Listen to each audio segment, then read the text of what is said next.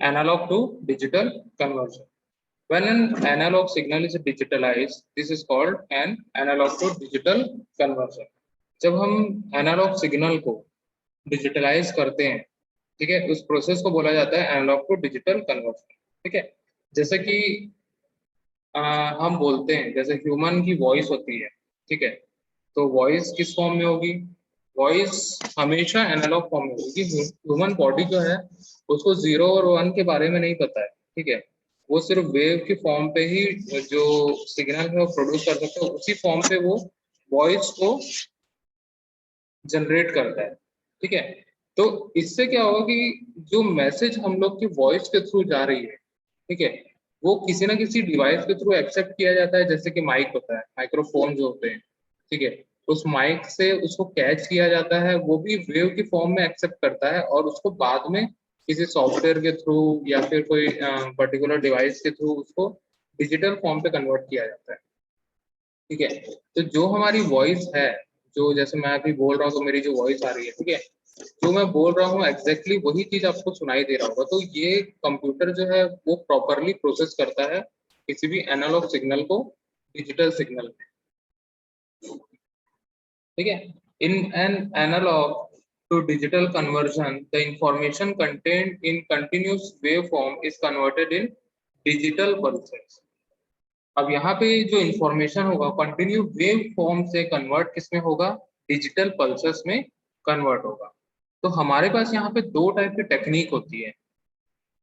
सबसे पहला होता है PAM, पल्स एम्पलीट्यूड मॉड्यूलेशन. ठीक है, सेकंड होता है PCM, पल्स कोड मॉड्यूलेशन. ठीक है, तो फर्स्ट टेक्निक हम लोग यहाँ पे देखेंगे, techniques for analogue to digital conversion, PAM. ठीक है, PAM stands for Pulse Amplitude Modulation. PAM का फुल फॉर्म क्या होता है? Pulse Amplitude Modulation.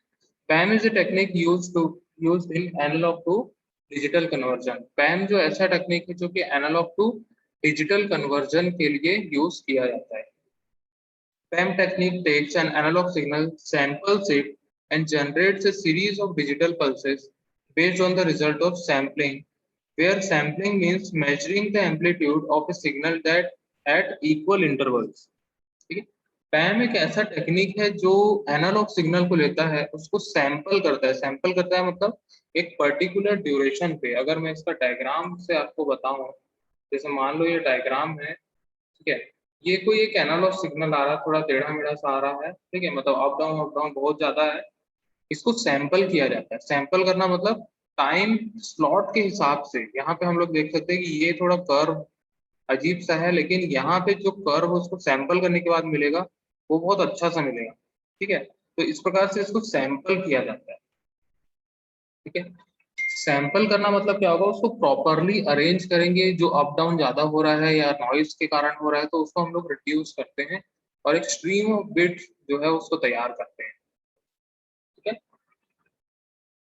तो उसकी एम्पलीट्यूड को हम लोग क्या करते हैं? इक्वल इंटरवल्स में तोड़ते हैं, सैंपल कर देते हैं. ठीक है, PAM technique is not useful in data communication as it translates the original waveform into pulses, but these pulses are not digital. To make them digital, PAM technique is modified to PCM technique.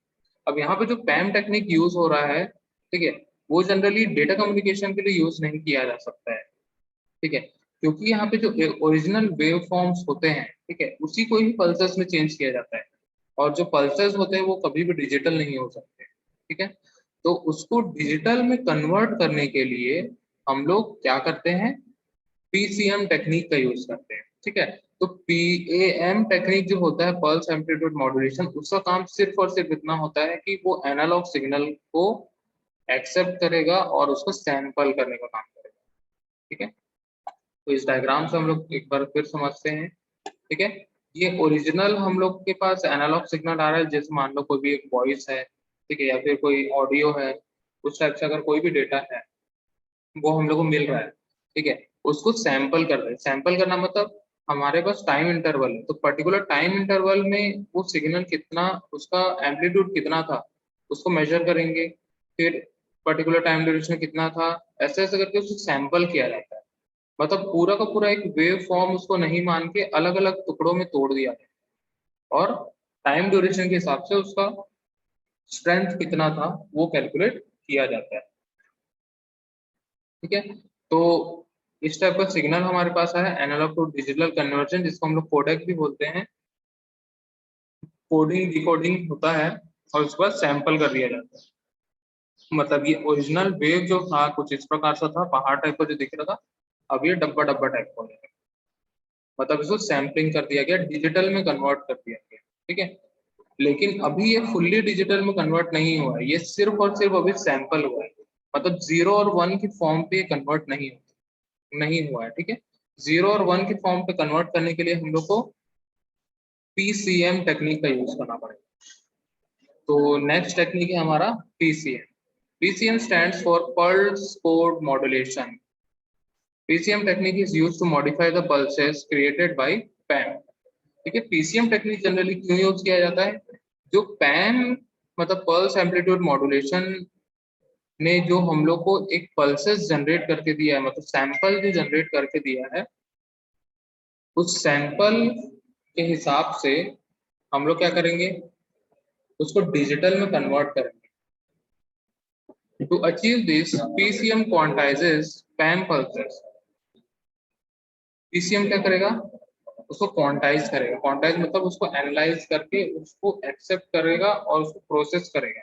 Quantization is a process of assigning integral values in a specific range to sample instances.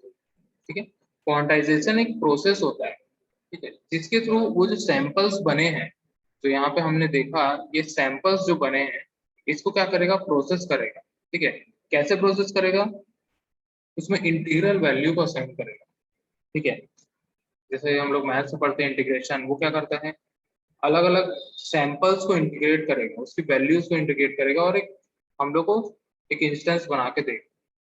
ठीक है, instance मतलब उसका copy एक बना के देगा। PAM is made of 4 separate processes: PAM, quantization, binary encoding and digital to digital encoding. ठीक है, तो PCM के अंदर हमारे पास 4 अलग अलग टाइप के प्रोसेस होते हैं। सबसे पहला होता है PAM, जिसमें हम लोग को आ, जो पल्स कोड हम लोग को मिल रहा है जो सैंपल के फॉर्म में, उसको पल्स में चेंज किया जाता है, मतलब स्पेसिफिक रेंज में उसको चेंज किया जाता है। ठीक है, नेक्स्ट प्रोसेस जो हमने अभी अभी देखा, क्वांटाइजेशन। ठीक है, क्वांटाइजेशन प्रोसेस होगा। फिर उसका थर्ड जो होगा बाइनरी एनकोडिंग होगा, मतलब बाइनरी मतलब 0 और 1 के फॉर्म पे चेंज किया जाएगा। फिर उसके बाद लास्ट होता है डिजिटल टू डिजिटल एनकोडिंग, क्योंकि बाइनरी एनकोडिंग हो चुकी है, अब उसी को हम लोग किसी इलेक्ट्रॉनिक डिवाइस में, या तो मान ले अगर साउंड है तो साउंड को प्ले करेंगे, तो वो भी एक प्रकार के डिजिटल टू डिजिटल एनकोडिंग होगी। ठीक है, तो आगे हम लोग यहाँ पे देखते हैं। ठीक है, तो कुछ इस प्रकार का सिग्नल सैंपल करके हम लोग को मिला था, जो हम लोग ने PAM के थ्रू यहाँ पे एक्सेप्ट किया था, वही चीज यहाँ पे हम लोग को देखने के सर लिए मिल रहा है, ये आवाज नहीं आ एम्पलीट्यूड। रहा है। ठीक है, तो यहाँ पे हम लोग के पास क्वांटाइज पैम सिग्नल जो अवेलेबल है। ठीक है, तो यहाँ पे एम्पलीट्यूड हम लोग को मिला है, 0 से नेगेटिव की तरफ भी जा रहा है और पॉजिटिव की तरफ जा रहा है। और यहाँ पे हम लोग कुछ इंटरवल्स लिए हैं। ठीक है, 25 के इंटरवल्स हम लोग यहाँ काम कर रहे हैं। ठीक है, उसके बाद जो ये वैल्यूज आई है सैम्पल्ड वैल्यूज है, मतलब +24 +38 +48 +39, इस टाइप का सैंपल कर दिया गया है। और ये टाइम लाइन है, टाइम लाइन में छोटे छोटे इंटरवल्स में इसको तोड़ दिया जाए। ठीक है, तो यहाँ पे ये सिग्नल है, उसके जस्ट बाद ये वाला है, दोनों के बीच में जो टाइम ड्यूरेशन रहेगा वो सेम रहेगा। ठीक है, इसी प्रकार से इसको सभी को सैंपल कर दिया गया है और इसकी वैल्यूज को दे दिया गया है। अब यहाँ पे सिग्नल की स्ट्रेंथ वगैरह से मतलब नहीं है, सिर्फ वैल्यू से मतलब डिजिटल जब ये कन्वर्ट होगा तो उसको सिर्फ और सिर्फ ये वैल्यू से मतलब +24 मतलब उसकी वैल्यू ये है। ठीक है, इस प्रकार से वो कन्वर्ट करता है। ठीक है, आगे अगर हम लोग देखेंगे तो यहाँ पे देखते हैं PCM में जो +24 है, तो वो यहाँ पे 8 bits इस प्रकार से बिट्स में उसको चेंज करते हैं, +38 +48 इस टाइप से 0101 के सीरीज में उसको तोड़ते जाएगा। ठीक है, और हमेशा direction of transfer right to left होगा। ठीक है, राइट से लेके लेफ्ट होगा, मतलब ये उल्टा होगा।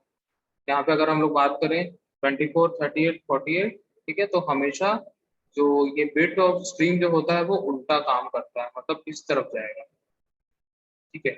मतलब अगर ये टाइम इस तरफ जा रहा है तो ये इस तरफ जाएगा, ठीक है।